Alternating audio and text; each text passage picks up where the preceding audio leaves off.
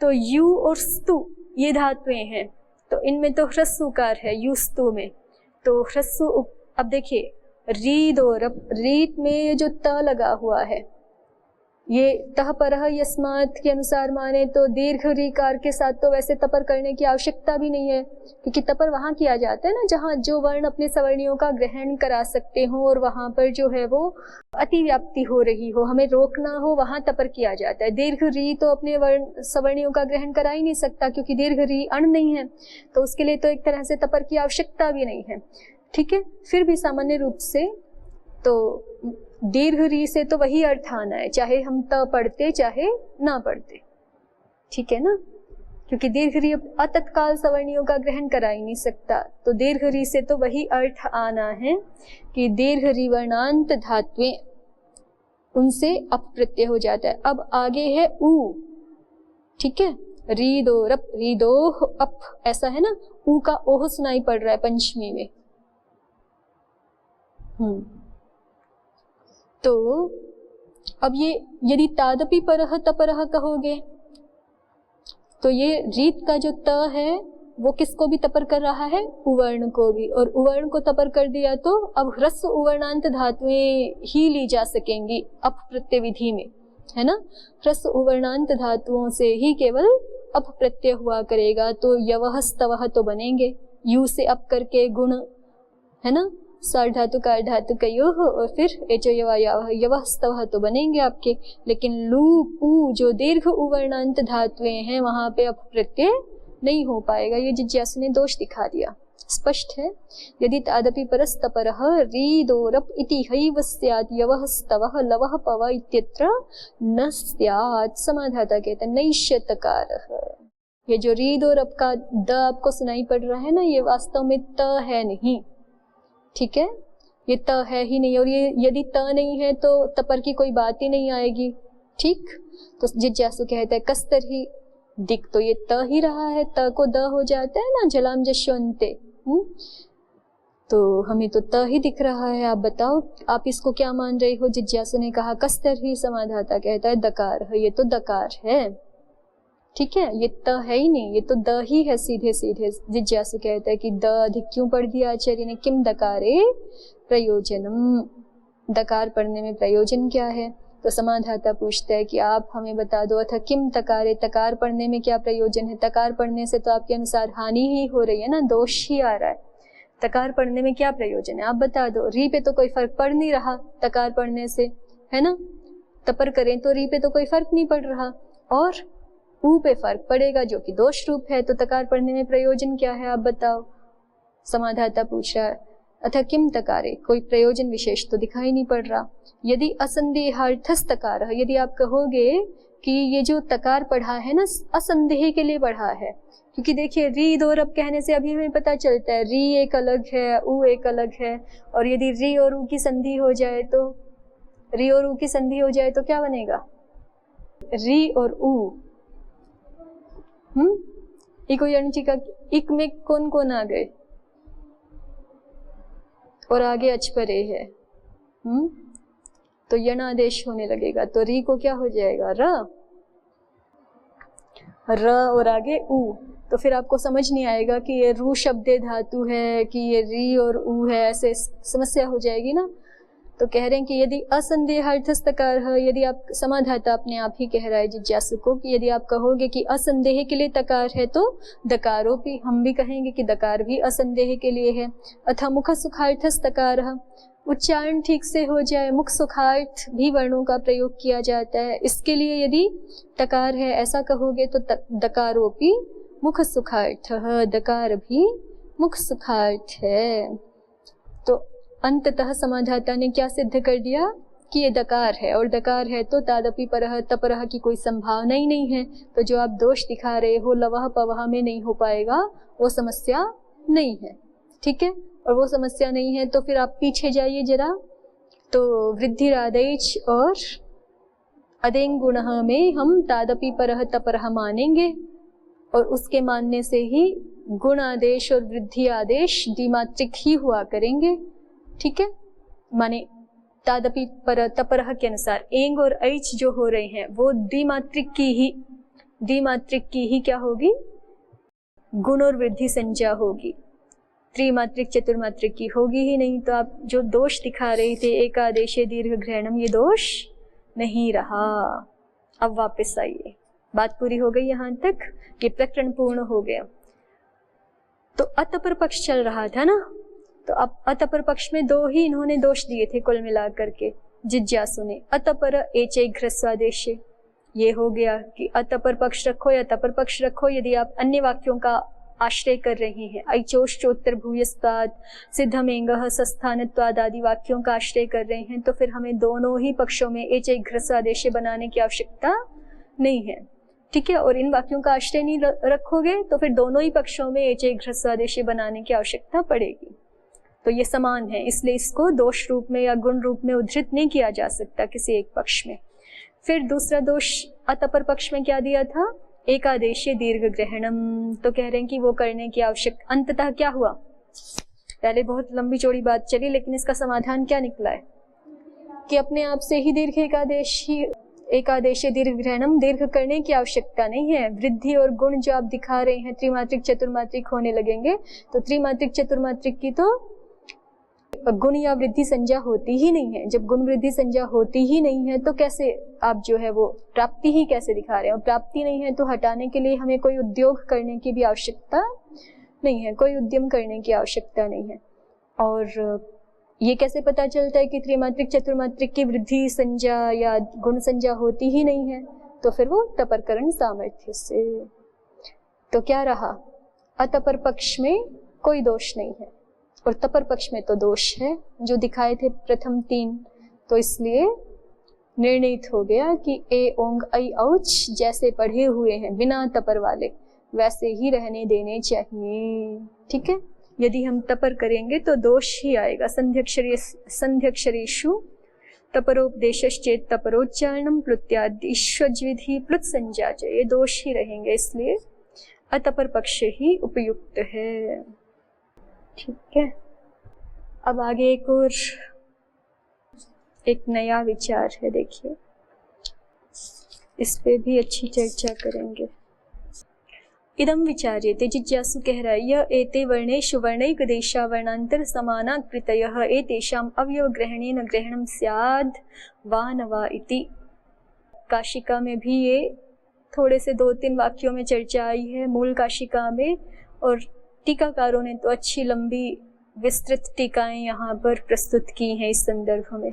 तो भाष्यकार भी विस्तार से विचार करेंगे। यहाँ पर जिज्ञासु ने एक प्रसंग रखा है कि ये बताइए, यह एते वर्णेषु वर्णैक देशाः, ये जो 4 वर्ण हैं आपके ए ओ ऐ औ, और इन वर्णों में वर्णैक देशा वर्णांतर समानाकृतयः, इन वर्णों के एक देश माने एक अवयव, कोई कोई इनके अवयव हमें वर्णांतर समानाकृतयः, जो दूसरे स्वतंत्र वर्ण हैं अ इ उ इत्यादि, उनके समान आकृति वाले प्रतीत होते हैं।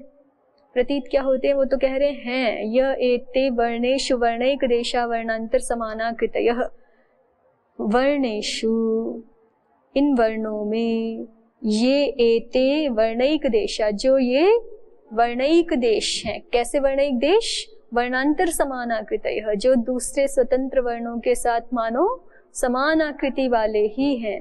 एतेषाम, इनका, जैसे ऐ में दिखाया था ना कि अ और ई वहां स्पष्ट प्रतीत होते हैं, तो एतेषाम अवयव ग्रहणेन ग्रहणम स्याद् वा न वा, तो इनका अवयव ग्रहण से ग्रहण होगा कि नहीं, माने स्वतंत्र अ ई को जो कार्य होते हैं वो ऐ में विद्यमान अ और ई को होंगे कि नहीं, ये पूछने का अभिप्राय है।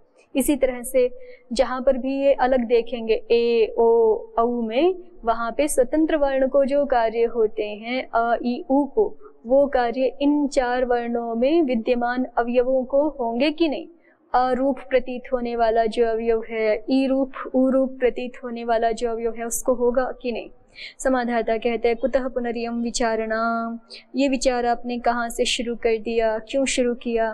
तो जिज्ञासु कहता है इह समुदायाप्युपदिश्यन्ते अवयवापि, क्योंकि जिज्ञासु ने हेतु बताया कि देखिए वर्णों में हमें दोनों प्रकार का उपदेश मिल रहा है। समुदाय भी, समुदाय माने ए ओ ऐ औ, समुदाय भी उपदिष्ट हो रहा है, अवयवः अपि, और उनके अवयव अ इ उ ये भी हमें पृथक उपदिष्ट प्राप्त हो रहे हैं।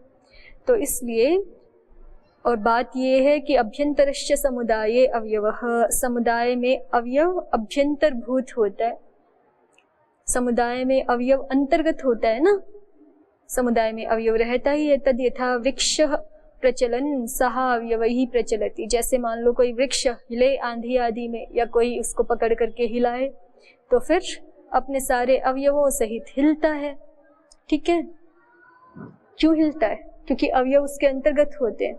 ठीक है, तो इसलिए जब हम कोई कार्य कहेंगे तो फिर वो कार्य उस समुदाय के अवयवों को होगा कि नहीं होगा। तत्र समुदायस्थस्य अवयवस्य अवयवग्रहणेन ग्रहणं स्याद् वा न वा इति जायते विचारणा। तो इस दृष्टि से समुदायस्थ जो अवयव हैं उनका पृथक अवयव के ग्रहण से ग्रहण होगा कि नहीं, माने स्वतंत्र अ इ उ को जो कार्य किए जाते हैं वो इन ए ओ ऐ औ में विद्यमान अ इ उ को कार्य होंगे कि नहीं, सीधे सीधे स्पष्ट जिज्ञासु ये विचार करवाना चाहता है। तो समाधाता ने जिज्ञासु से ही पूछ लिया है कश्चात्र विशेष, आप यहाँ विशेष क्या देख रहे हैं। प्रदीप की 2-4 पंक्तियां देख लेते हैं, वैसे ज्यादा ही बड़ा है ये, थोड़ा देख लेते। देखिए, वर्णांतर समानाकृतयति आकारादिष्वकारादि सदृशः अवयवः, जैसे आपका दीर्घ आकार है तो वो भी हम समझते हैं ना, अ इनसे मिलके बन गया। तो आकार आदि दीर्घों में भी केवल ए ओ के लिए नहीं कह रहे, आकार में भी मानो 2 आकार हैं, तो आकार को कहीं जो है वो आकार वर्ण हो और आकार को कार्य होना हो, तो आकार अंतर्गत आकार को कार्य होगा कि नहीं, ये भी बात आएगी। आकारादिष्वकार सदृशावयवः, और ये दिखा रहे हैं कि कहाँ कहाँ होते हैं। तो जैसे दीर्घ ई में ई, दीर्घ उ में उ, ये वर्णांतर समानाकृति वाले वर्णिक देश हैं, ऐसे दिखा रहे हैं। वर्णांतर समानाकृति वाले वर्णिक देश कोई पूछे कहाँ हैं, तो उसको दिखाने का प्रयास कर रहे हैं कि जैसे आकार आदि जितने भी दीर्घ वर्ण हैं उसमें अकार आदि सदृशः अवयवाः। इसी तरह से ऋकार ऋकारयोः रेफ लकार सदृशा अवयवौ। ठीक है, रील री में भी हम मानते हैं ना, रेफ श्रुति है, लत्व श्रुति है वहां पर, तो रेफ लकार सदृश अवयव वहां है। और संध्यक्षरेषु अक्षरेषु अकार इकार उकार सदृशः, संधि अक्षरों में अकार इकार उकार के सदृश वर्णिक देश प्राप्त होते हैं। तो तत्र केवल वर्ण कार्यम अवयवेषु भवति न वा भवति इति विचारः। तो केवल वर्ण का जो कार्य, केवल माने स्वतंत्र वर्ण, जो अ इ उ को कार्य कहा गया है, केवल विशुद्ध जो वर्ण का कार्य है वो वर्णिक देश रूप, एक हमारे पास विशुद्ध केवल वर्ण रूप अ इ उ है, और एक हमारे पास वर्णिक देश के रूप में, वर्णिक देश के रूप में अ इ उ प्रतीत हो रहे हैं। तो जो केवल वर्णों वाला कार्य है, माने शुद्ध वर्णों वाला कार्य है, वो वर्णिक देश अ इ उ आदि को, रेफ लकार आदि को होगा कि नहीं होगा। तो देखिए आगे भाष्य में एक पंक्ति थी, इह समुदायापि उपदिश्यन्ते अवयवापि। तो समुदायापि का उदाहरण दिखा रहे हैं। समुदाय कौन हो गए? री, ए, ओ, ऐ, औ, ये समुदाय हो गए, क्योंकि इनमें हमें दूसरे वर्णिक देशों का आभास हो रहा है, तो इसलिए समुदाय हो गए। और अवयवापि, अवयव के अनुसार अ, इ, उण, रट, लण, ये रील री की दृष्टि से दिखा रहे हैं। रेफ और ल स्वतंत्र भी दिख रहे हैं ना, तो अवयव भी अलग से निर्दिष्ट हैं। तो तत्र समुदाय परे निर्देशे सन्निहिता अपि अवयवा नान्तरिकत्वाद् एंग आदि संज्ञाम न लभन्ते। अवयव परे च निर्देशे समुदायो न संज्ञा भाग। तो कह रहे हैं कि तत्र समुदाय परे निर्देशे, जहाँ समुदाय परक निर्देश होता है तो वहाँ सन्निहिता अपि अवयवाः, सन्निहित होते हुए भी अवयव नान्तरिकत्वाद्, वो अवयव तो नान्तरिक है, वहाँ पर नान्तरिक है माने अपरिहार्य है, क्योंकि बिना उन अवयवों के उस समुदाय निर्दिष्ट हो ही नहीं सकता। ठीक है, तो इसलिए नान्तरिक होने से एंग आदि संज्ञाम न लभन्ते। अब जैसे एंग संज्ञा की हमने, तो एंग संज्ञा ए ओ की तो हुई, लेकिन ए ओ के अंतर्गत जो अ इ या अ उ हैं उनकी एंग संज्ञा नहीं होती है। ठीक है, अवयव परे च निर्देश समुदायो न संज्ञा भाग। और अवयव परक जहाँ एक तरफ से तो ये दिखाया समुदाय परक निर्देश होगा तो वहां पे अवयव यद्यपि हैं तो लेकिन वो समुदाय की एंग आदि संज्ञा को प्राप्त नहीं कर पाते हैं, सामान्य रूप से हम देखते हैं ऐसा। और अवयव परे च निर्देश, जहाँ अवयव परक निर्देश हो तो वहां समुदायों न संज्ञा भाग। जैसे कोई कार्य हमने जो है वो ह्रस्व आकार के परे रहते कहा है, मान लीजिए, ठीक है, ह्रस्व आकार के परे रहते कोई कार्य कहा है तो वो आ के परे रहते नहीं होगा, यद्यपि आ में भी ह्रस्व आकार है परे, है ना, आ में भी तो अ है ना, तो ह्रस्व आकार परे है, ये तो घट रहा है, लेकिन फिर भी जहाँ सूत्रों में अवयव परक ही निर्देश होता है वहां समुदायों न संज्ञा भाग, वहां समुदाय संज्ञा भाग नहीं होता। चलिए इतना ही रखते हैं अभी, मतलब आगे मूल भाष्य पे आ जाइए। तो जिज्ञासु ने ये एक विचारणा प्रस्तुत की है कि वर्णिक देश वर्ण ग्रहण से गृहीत होंगे कि नहीं होंगे। तो जिज्ञासु ही आगे कह रहा है, समाधाता ने जिज्ञासु से ही पूछ लिया है ना, कश्चात्र विशेष, तो इसलिए जिज्ञासु अपनी बात रखता है। वर्णिक देशा वर्ण ग्रहणे न चेत संध्यक्षरे समानाक्षर विधि प्रतिषेधः।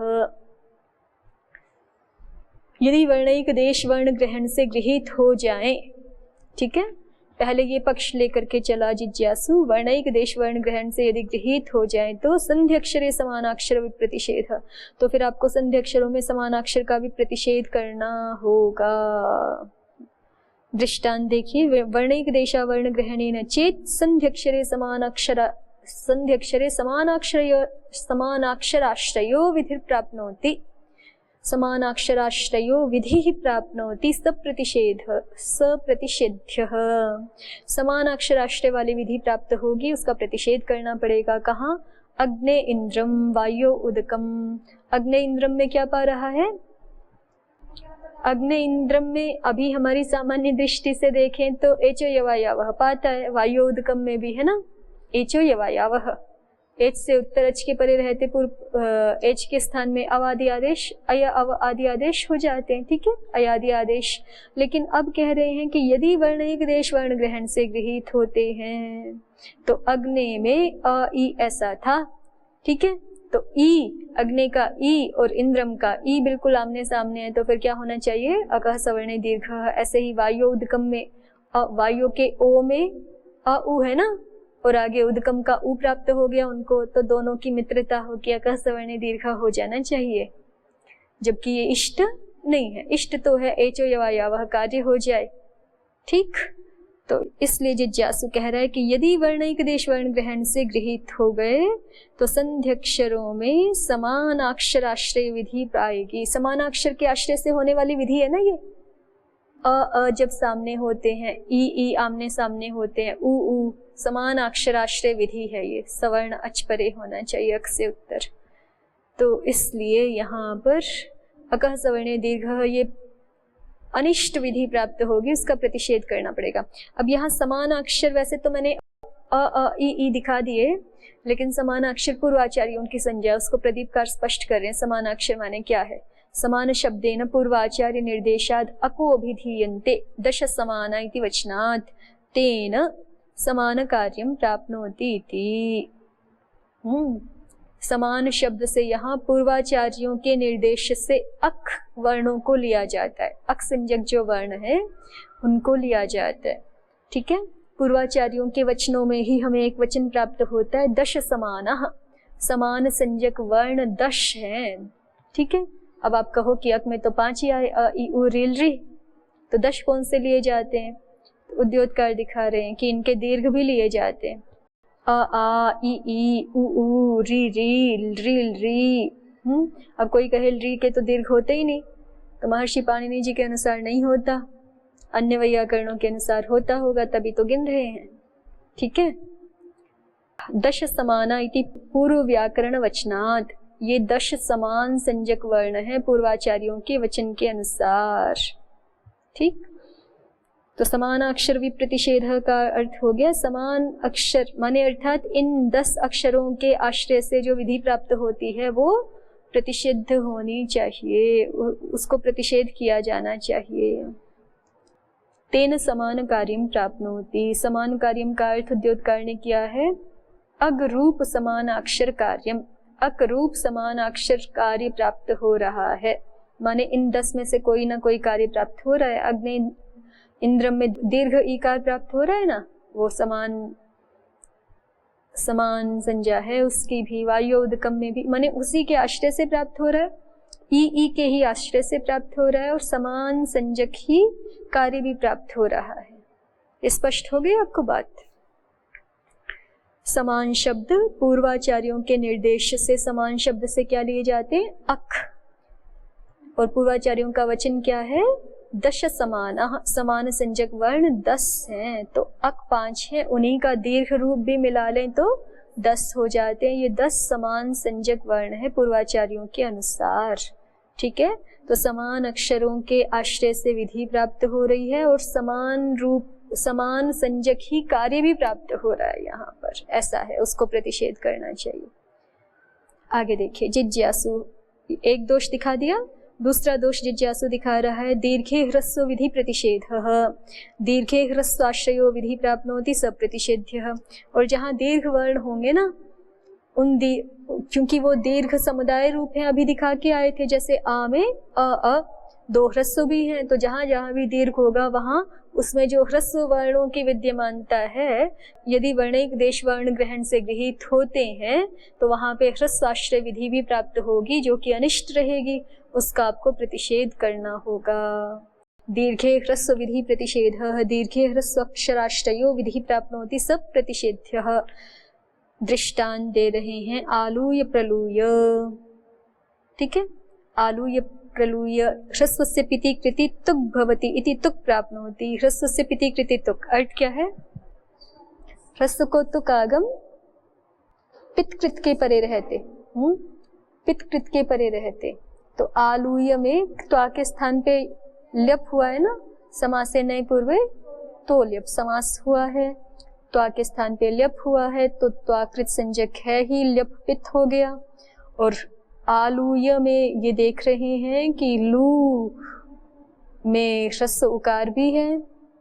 ठीक है, तो उस ह्रस्व को तुक होना चाहिए जो कि अनिष्ट है। प्रयोग तो यही साधु है, आलूय प्रलूय बनने क्या लग जाएगा? आलूत्य प्रलुत्य बनने लग जाएगा, अनिष्ट जो कि नहीं चाहिए, तो इसका मना करना पड़ेगा। ठीक हुआ? तो समाधाता कहते हैं नैष दोषाचर्य प्रवृत्ति ज्ञापयति न दीर्घे ह्रस्वाश्रयो विधिर्भवति इति यदयम् दीर्घाच्छेतुकम शास्ति। समाधाता कहते हैं कि ये जो आलूय प्रलूय वाला दोष दिखा रहे हो, ये तो दोष नहीं आएगा। क्यों नहीं आएगा? आचार्य प्रवृत्ति ज्ञापयति, आचार्य का व्यवहार ही हमें बताता है कि न दीर्घे ह्रस्वाश्रयो विधिर्भवति। दीर्घ में ह्रस्वाश्रय विधि नहीं होगी। कैसे पता चला? तो कहते हैं कि यदयम् दीर्घाच्छेतुकम शास्ति। ये दीर्घाच्छे कह करके आचार्य जो तुक शासन कर रहे हैं अलग से, उससे पता चलता है। देखिए सूत्रों का क्रम देखिए इस प्रसंग में। ह्रस्वस्य पिति कृति तुक पहला सूत्र है, फिर संहितायाम अधिकार सूत्र है, फिर छेच सूत्र है, और फिर आंगमांगोश्च और दीर्घात फिर उसके बाद है। तो इसमें से जो ये दीर्घात सूत्र है ना, वैसे तो दीर्घात पदांताद्वा एक ही सूत्र है आपके अष्टाध्यायी में, तो लेकिन काशिकाकार ने योग विभाग किया है दीर्घात पदांताद्वा। तो दीर्घात जो ये योग विभाग किया गया है, तो उसका अर्थ है कि दीर्घ से परे जो छकार है, उस छकार के परे रहते पूर्व जो दीर्घ है उसको तुग आगम हो जाता है। माने सीधे सीधे कहें कि ये अव्यवहित दीर्घ और छ होने चाहिए, तो छ के परे रहते पूर्व जो दीर्घ है उसको तुग आगम हो जाता है। जैसे हृच्छति, म्लेच्छति। अब ये जैसे म्लेच्छ धातु है या ह्रीच धातु है, ये आपकी धातु पाठ में बिना तुक के पढ़े हुए हैं, बिना तुक के पढ़े हुए ना। म्लेच्छ अव्यक्तायाम शब्द ऐसा पढ़ा है, तो म्ले का एकार दीर्घ है और उसके आगे छ है। ठीक है, तो छ के परे रहते एकार जो दीर्घ है उसको तुक विधान करवा रहे हैं आचार्य दीर्घात सूत्र से। अब कह रहे हैं कि यदि यहाँ पर ह्रस्वस्य पितिकृति तुक ही नहीं, ह्रस्वस्य पितिकृति तुक तो नहीं लग सकता था क्योंकि पितकृत परे नहीं है, लेकिन छेच लग सकता था। और छेच का अर्थ क्या है? छकार के परे रहते संगीता विषय में ह्रस्व को तुक आगम हो जाता है। तो फिर ये दीर्घात अलग से बनाने की आवश्यकता नहीं ना, क्योंकि म्लेच्छ इस स्थिति में जो एकार है वहां पे आ ई ऐसे ह्रस्व देख लोगे आप, तो ई ह्रस्व भी तो है वहां पर, तो छ के परे रहते ह्रस्व को जो तुकागम विहित है छेच सूत्र से वही हो जाएगा। दीर्घाच्य अलग से कहने की क्या आवश्यकता है। फिर भी जो दीर्घाच्य कह रहे हैं आचार्य, तो उससे हमें पता चल जाएगा न दीर्घे ह्रस्वाश्रयो विधिर भवति, दीर्घ में ह्रस्वाश्रय तुक विधि नहीं होगी, और दीर्घ में जब ह्रस्वाश्रय तुक विधि नहीं होगी तो आलूय प्रलूय में दोष नहीं आएगा। स्पष्ट में शब्द फिर से देखिए। दीर्घे ह्रस्व विधि प्रतिषेधः, जिज्ञासु ने कहा दीर्घे ह्रस्वाश्रयो विधि प्राप्नोति स प्रतिषेध्यः, आलूय प्रलूय ह्रस्वस्य पिति कृति तुक भवति इति तुक प्राप्नोति। आलूय का विसर्ग कहाँ चला गया? देवस्मृति जी, देवस्मृति जी, आलूय प्रलूय का विसर्ग कहाँ चला गया? विसर्ग होगा ही नहीं ना यहाँ पर। तातोसन कसुनः से अव्यय संज्ञक है ना, त्वा प्रत्यांत शब्द भी और त्वा के स्थान पे ल्यप आए तो ल्यप प्रत्यांत शब्द भी अव्यय है, तो इसलिए ल्यप प्रत्यांत अव्यय ही होते हैं हमेशा, तो अव्ययादाप सुपह।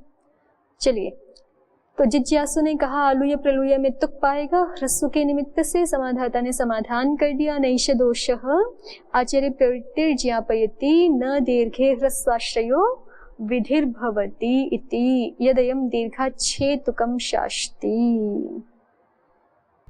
तो जिज्ञासु कहता है नहीं तदस्ति ज्ञापकम, ये जो आप ज्ञापक बना रहे हो ना ज्ञापक नहीं बनेगा।